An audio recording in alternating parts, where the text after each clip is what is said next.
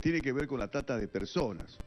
Y hasta el momento se han denunciado oficialmente, puede haber más, 242 denuncias sobre trata de personas en lo que va del año. Lima es la ciudad con mayor número de denuncias de explotación sexual.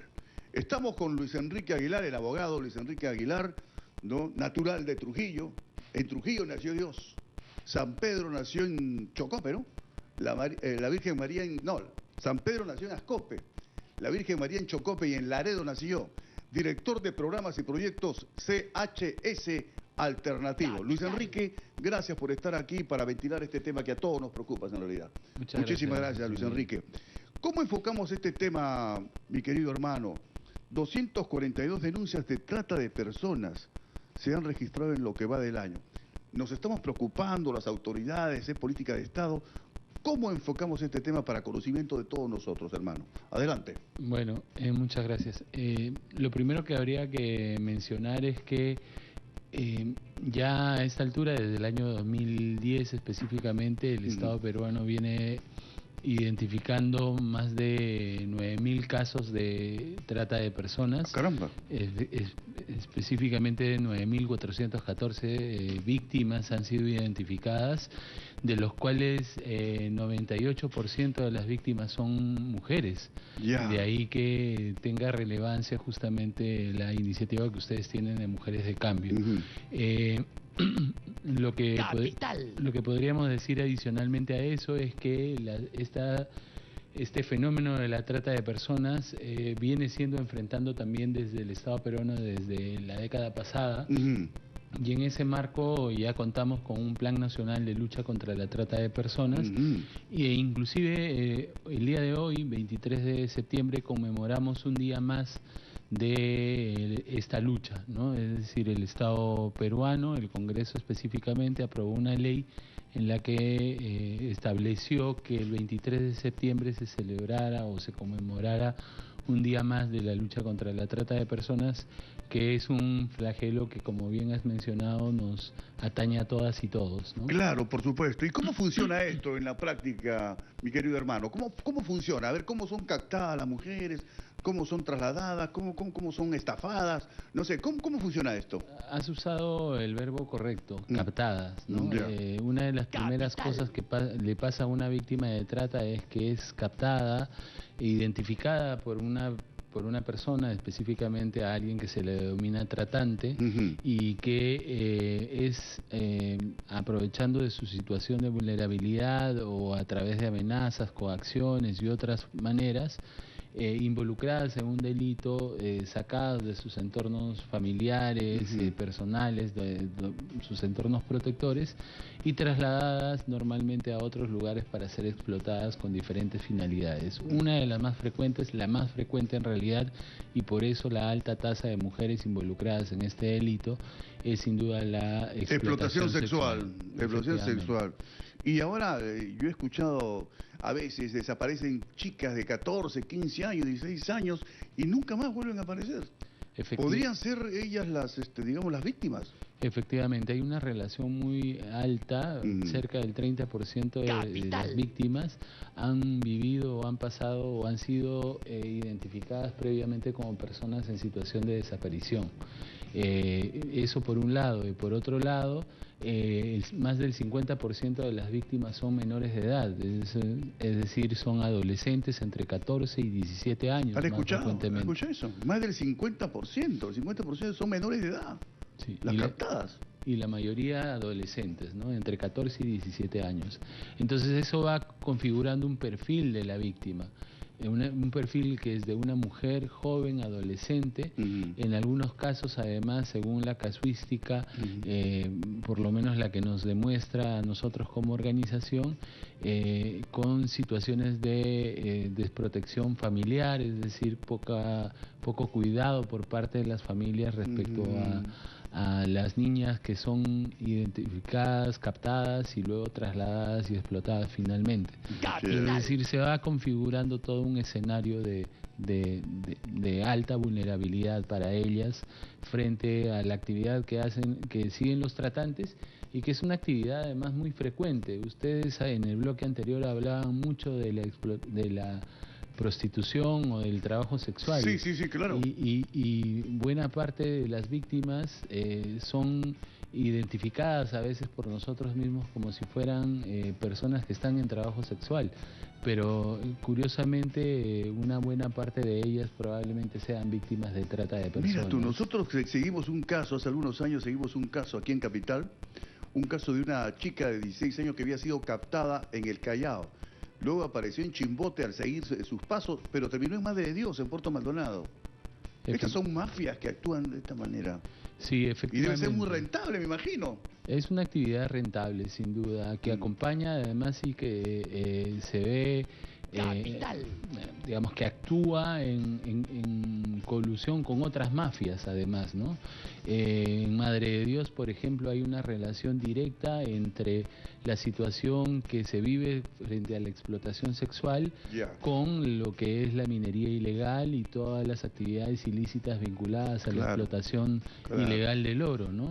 En Loreto pasa algo similar con el denominado o mal denominado turismo sexual, y ni qué decir también en la zona norte o en algunas otras zonas donde la explotación ya no es sexual sino más bien laboral, ¿no? Claro, claro, sin ningún derecho a nada, efectivamente.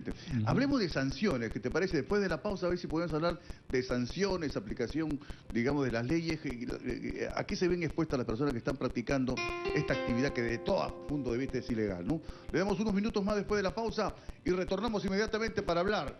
Aquí en el Perú hay muchas denuncias sobre trata de personas que se han registrado 242 casos en lo que va del año. Y Lima es la ciudad con mayor número de denuncias de explotación sexual. No queremos asustarlos, padres de familia, no queremos asustarlos, pero tenemos que decirle la verdad.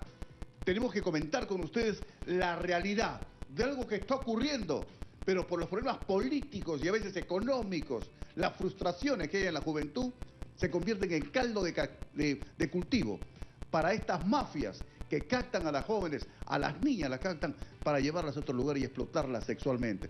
Eso está ocurriendo en nuestro país. Repito, esto está ocurriendo en nuestro país. No estamos hablando de otro mundo. En el Perú está ocurriendo esto. Muchas niñas desaparecen y después no las ubican. Regresan después de 15 años cuando han sido sometidas a trabajos forzados, entre ellos a la explotación sexual. Vamos a una pausa y regresamos para seguir abundando en detalle la legislación que dice sobre el particular. Jimmy Conagustes. Capital. Vamos con los titulares de esta hora. Yo soy Jesús Miguel Calderón, estás escuchando Habla Capital. Esta madrugada se reportó un robo en el distrito de Comas. El hecho ocurrió cuando un hombre que caminaba tranquilamente por la calle Baquíjano fue sorprendido por un delincuente que bajó de un mototaxi.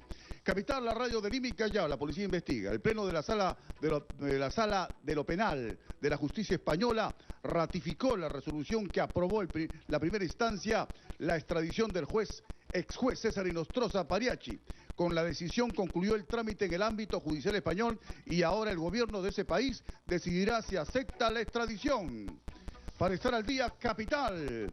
El Poder Judicial autorizó el allanamiento de 2 viviendas del expresidente Pedro Pablo Kuczynski con fines de incautación por el caso Odebrecht. Repetimos, el Poder Judicial autorizó el allanamiento de 2 viviendas del expresidente Pedro Pablo Kuczynski con fines de incautaciones por el caso Odebrecht. Capital, la radio de Lima y Callao, 8:36.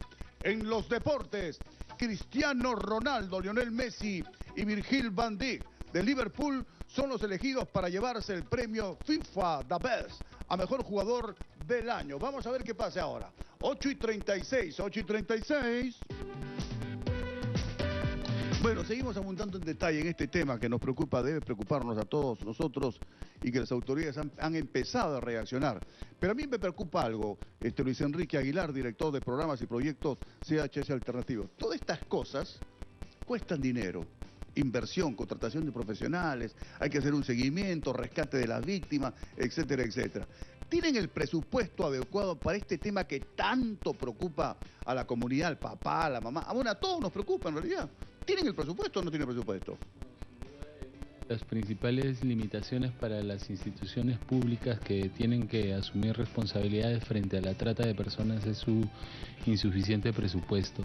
Y más aún este año preocupa porque en la solicitud o en el proyecto de ley general de la República el presupuesto ha disminuido, por lo menos se ha solicitado menos presupuesto que el año pasado.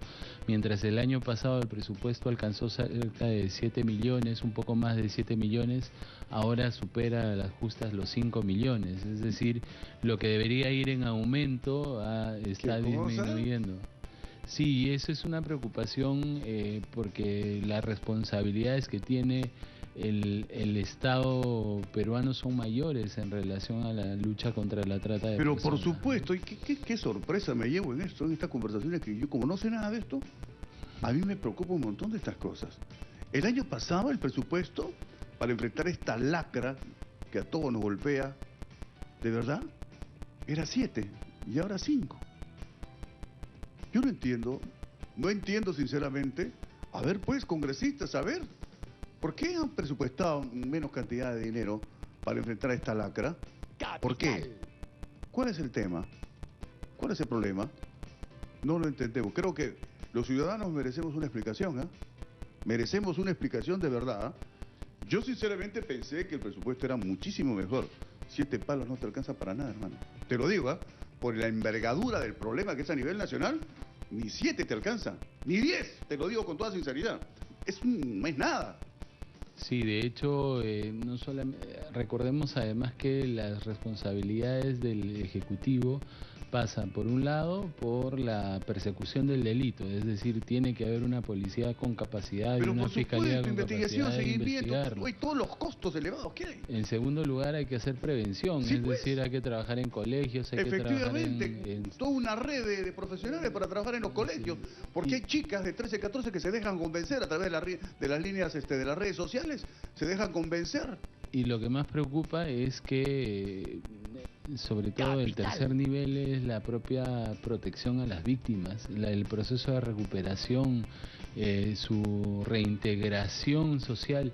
Eso es algo que todavía necesita mucho más presupuesto y lamentablemente con los presupuestos que tenemos ya era difícil trabajar, imagínate, con una disminución. Sí, ¿no? Definitivamente. Oye, el titular de hoy es entonces, cortan presupuesto, negro, Alan. Cortan presupuestos para prevenir y enfrentar a las mafias que hacen trata de personas. Imagínate, hermano. Es increíble, disculpe que levante la voz, pero estoy indignado. Yo estoy indignado. Para otras cosas, sí. Y seguramente todos los whisky que se toman en reuniones sociales cuesta mucho más que enfrentar a este tipo de delincuentes. Y armar a los profesionales, contratar a los profesionales adecuados que van a orientar a los jóvenes para que no se dejen estafar por estas mafias que existen en nuestro país, que se llevan a las chicas, las captan, las secuestran, con promesas increíbles de trabajo, de estrellatos, etcétera, etcétera, y aparecen como angelitos. Y eso no puede ser. ¿Podrías contarnos un caso que ustedes han rescatado a alguien de la explotación laboral o sexual, como quieras, por favor? Bueno, para que ustedes conozcan, ¿eh? Uno de los casos más sensibles para la organización en la que hemos podido acompañar al Estado mismo ha sido un caso de una persona que vivió 20 años en situación de explotación laboral. ¿20 años? ¿Cómo fue así? Ella fue captada más o menos a los 12 años a través de la modalidad del padrinazgo. Ah, mi padrino, mi madrina. Mi padrino, mi madrina. Y los padrinos y madrinas las explotan y no van ni al colegio ni nada. Efectivamente, esa fue justamente lo que pasó con ella. Fue con los padrinos, vino a Lima en realidad. Ya.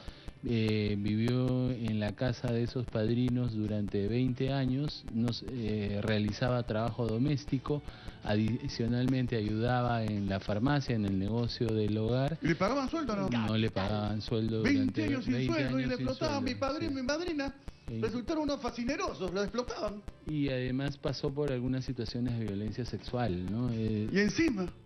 Entonces, ese es uno de los casos más sensibles por el nivel de afectación que hemos podido notar. Por ejemplo, esta persona no puede tener o mantener una reunión, una conversación con un hombre sola al costado. ¿Por qué? ¿Por el trauma? No, por el trauma generado. ¿Fue violentada sexualmente?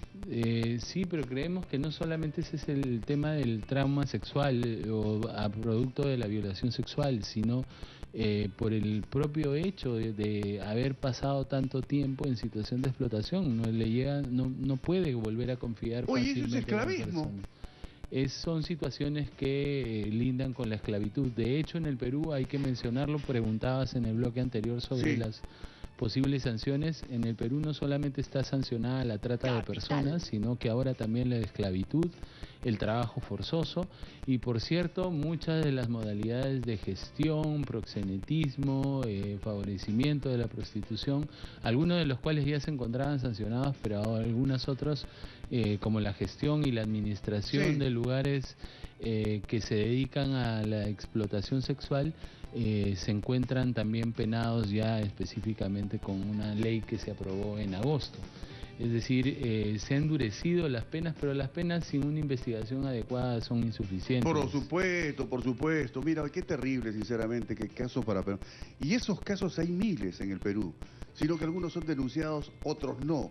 Por eso, formuló un llamado al Ejecutivo, a la autoridad competente, al Congreso, para que tome conciencia de estos casos. Hay miles de casos, estamos discutiendo esas estupideces a veces en el Congreso, disculpen el término, pero se dice estupidez, así es castizo además, discutiendo esas cosas cuando en el Perú están ocurriendo una serie de tropelías, una serie de abusos contra menores de edad. Imaginen esta chica explotada, 20 años, y ella estaba preocupada porque no le pagaban. Y los padrinos, la madrina, bien gracias, bien gracias. Esta chica ha sido rescatada. Pero lo más triste es que ella no entiende todavía, y me imagino que esta chica va a necesitar tratamiento psicológico, no sé, para poder adaptarse nuevamente a una vida normal. Y probablemente no lo logre hacer, como muchas víctimas de trata. O sea, es un daño irreparable. Estamos hablando de un caso extremo, pero en los casos más cotidianos que ve la organización estamos hablando de situaciones de violencia sexual que, por ejemplo, se calcula que una víctima de trata pasa más o menos, o tiene que tener relaciones sexuales más o menos entre 20 y 30 al día. Multiplica eso al mes, multiplícalo al año. Y esas son las veces que, en contra de su voluntad, tienen actividad sexual, ¿no? Doctor Luis Enrique Aguilar, director de programas y proyectos CHS Alternativo, lo alentamos a que siga con esta chava. Yo sé que es duro, yo sé que el presupuesto de las instancias correspondientes, que ustedes trabajan con ellos, es escaso, es muy mínimo, por eso reiteramos, analicen este tema, por favor, analicen este tema. Necesitamos más apoyo para organizaciones como la que lidera Luis Enrique Aguilar para poder enfrentar a esta lacra y darles con todo el peso de la ley. Muchas gracias, Luis Enrique, que te vaya muy bien, que siga la chamba, cuídate. Muchas gracias. Hasta la próxima. 8:45, esta es la hora en Capital, 8:45. Solo nos queda trabajar y darle duro. Cero tolerancia a estas mafias que le hacen daño a nuestra juventud. Cero tolerancia. Jimmy, cuando guste, por favor.